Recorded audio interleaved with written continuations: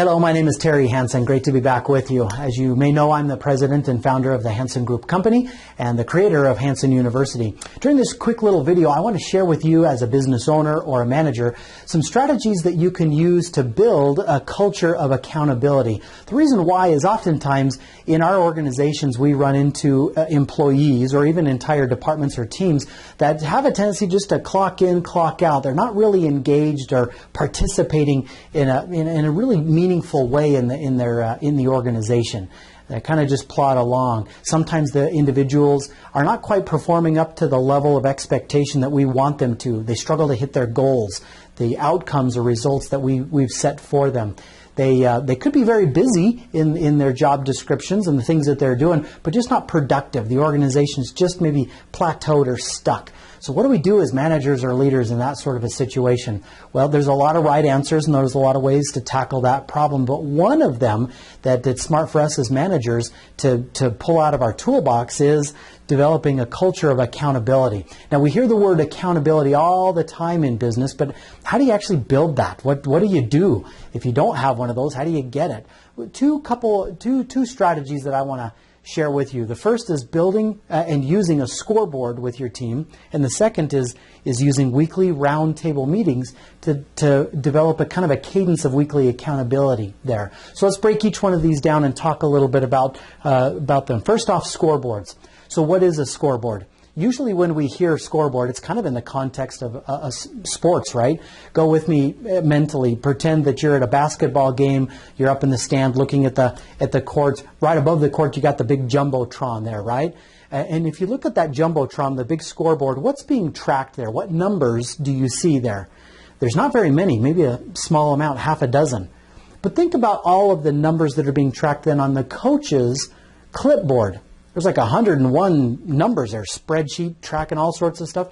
There's a difference between the things that the scoreboard that you, as a manager or a coach, would track. There's going to be a ton of different metrics and numbers there versus what your employee or the player, a fan, might look at the jumbotron and track and measure.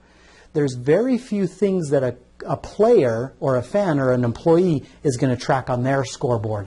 So that's the kind of scoreboard that we want to focus on, is developing a player scoreboard that's very stripped down, very simple, that only tracks and measures the vital things. So what are some of the vital things that should be on that scoreboard? I'll give you a couple of examples. First off, from a sales context. Think about a traditional salesperson who gets out quotes and bids, proposals, estimates, that sort of thing. You have to get out the X number of proposals or bids in order to close Y number of sales and generate Z amount of revenue, right? So the cause, if you will, is the number of proposals. The effect or the outcome is the sales revenue. Now your scoreboard is going to track both of those, the number of proposals, but also the amount of sales revenue. Your scoreboard will track both the thing that causes the sales revenue and the amount of sales revenue. Another example, maybe from a technician or installer perspective, the degree that they read the service ticket, how much of the service ticket they read produces a quality of installation. If they read through the full service ticket and they understand the full scope of work of that, what needs to be done, that increases the likelihood that the installation or the repair or whatnot is going to go well. So the scoreboard would track the number of times that they read that ticket, that service ticket, thoroughly and ask questions about it, etc., versus the quality of the customer service score at the outcome, right? So those are some examples. So the scoreboard would track both the cause and the effect, the leading measure and the lagging outcome measure. So those are a couple of critical things to think about. So think about on your team what you could track on your scoreboard that your employees do and the result that produces. Think about how you could track both of those metrics and in whatever circumstance you might be in. A couple other guidelines, things to think about when it comes to a scoreboard. The first is your scoreboard should track where the team is at versus where they should be, where they're at versus where they should be. Think of the old thermometer. You know, our goal is $100,000 and we're at $50,000 right now. So it's where you're at versus where you want to be. Your scoreboard should give you an easy at-a-glance sense for, are we winning or are we losing? Are we ahead of schedule or are we off track a little bit? At a glance, it should tell you where you're at versus where you want to be. Okay, your scoreboard should also be very, very visible. It shouldn't be hidden behind closed doors or behind doors, or it may not be appropriate to have it be out in the public area where customers might see it, but it should be very, very visible for all of your employees and all of your team to see at each one of the locations wherever they might be. Another guideline to think about is that it should definitely be updated on a weekly basis. It shouldn't just be a one and done thing. It should be updated on a weekly basis so that everybody can keep track of it. And be aware that the medium doesn't matter. How your scoreboard is put together really doesn't matter. It can be a whiteboard, it can be a poster board, it can be like a CRM software dashboard, it can be anything, right? So the medium doesn't matter. What matters is that it's visible, that it's updated, and that it's tracking the kinds of things that are going to help your team get competitive and get engaged and get involved. So that anytime you start scoring yourself on your own performance, you start paying attention and getting more engaged. So those are some thoughts and guidelines when it comes to designing and putting together your own scoreboard to get your employees more engaged, more motivated, more animated, more participatory in the things that they are doing. So let's shift gears and talk about a weekly roundtable meeting. Why have one of these in the first place? Even when we have a good goal and we know what to focus on and we've got a good way to track and measure it, that doesn't mean that people are going to do any of that. Without accountability, it'll just sit there. The scoreboard will stay undated or not updated, and nothing really will happen. But with a weekly accountability, weekly roundtable meeting, magic starts to happen. So let's talk a little bit about that. The first word is weekly. There needs to be a kind of a weekly cadence of accountability. Pick a day and a time and stick to that. Every Wednesday, 10 o'clock, team gets together and we have a 20-minute meeting, something like that. It doesn't have to be very long. The length of it will always be a function of how many people are on your team. It needs to be a round table meeting because starting with you as the manager, you're going to go first. And you're going to report on what your commitment was last week, what you committed to the team to do, what activity or task or thing that you were going to do that was going to make a difference for the score, the team score. You're going to report on what that was, how it went, lessons that you learned, and you're also going to make a plan for the following week, what you're going to do. Once you're done, then you're going to go to the next guy. And you're just going to go around the table or around the circle, and everybody's going to have a chance to report on last week, the lessons that they learned, the outcomes that were experienced, and they're going to set a plan for the upcoming week, right?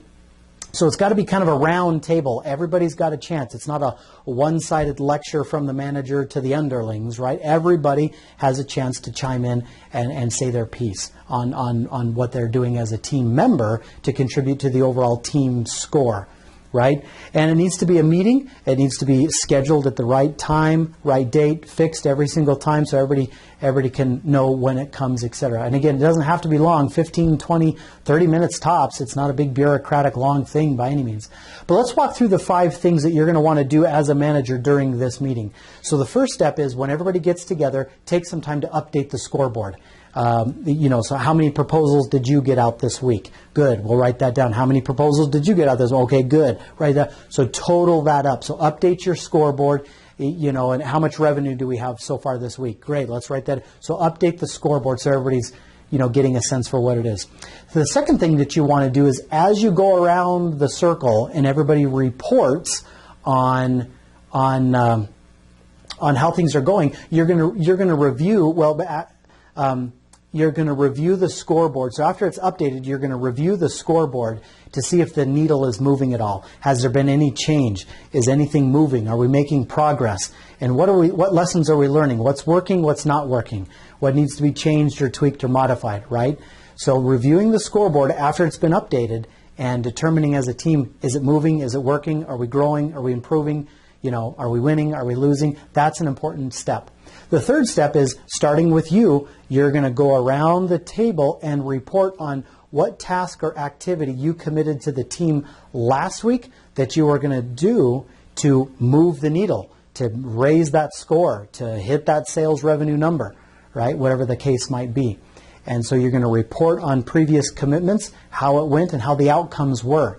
The fourth thing is you're going to make a specific plan for what you're going to commit to doing the next week in order to get that scoreboard number moving. You're going to focus on a specific task, a specific activity, or something specific that you're going to do to move that score. And then last but not least, step 5 is that where individuals have made commitments, they've kept those commitments, they've knocked it out of the park, the needle's starting to move on the scoreboard, time to celebrate. So step 5 is really celebrate that and give your team and the individuals a lot of attaboys for those that merit it. So step 1 in the weekly roundtable meeting, update your scoreboard. Number 2, review it and learn some lessons and just observe, is the needle moving? Are we making any progress? Step 3, go around the table, report on past commitments and the outcomes. Step 4, make plans for the future. Each person makes their own individual plan for what task or activity they're going to do to move the scoreboard and move the needle, move the score forward, team score, right? And then 5 is celebrate the wins and successes there. So when it comes to building a culture of accountability, anytime you start tracking and keeping score, that gets engagement. That gets people motivated, excited, and involved. And when you start having these weekly roundtable meetings, that ensures that people are going to start moving and doing stuff that are going to help the team move forward in marvelous ways. So if you've got an employee or a team that is struggling to be engaged and be motivated, if they're not hitting expectations, if they're struggling to reach their goals, if they're busy but just not productive, then think about developing a culture of accountability by designing and implementing a scoreboard and having this weekly cadence of accountability and using these roundtable meetings to really make a difference. So hope that gives you some food for thought, things to think about, and ways to move your team forward. So it's great to be with you again. My name is Terry Hansen. Look forward to seeing you on our next training. Take good care. We'll be in touch. Bye-bye.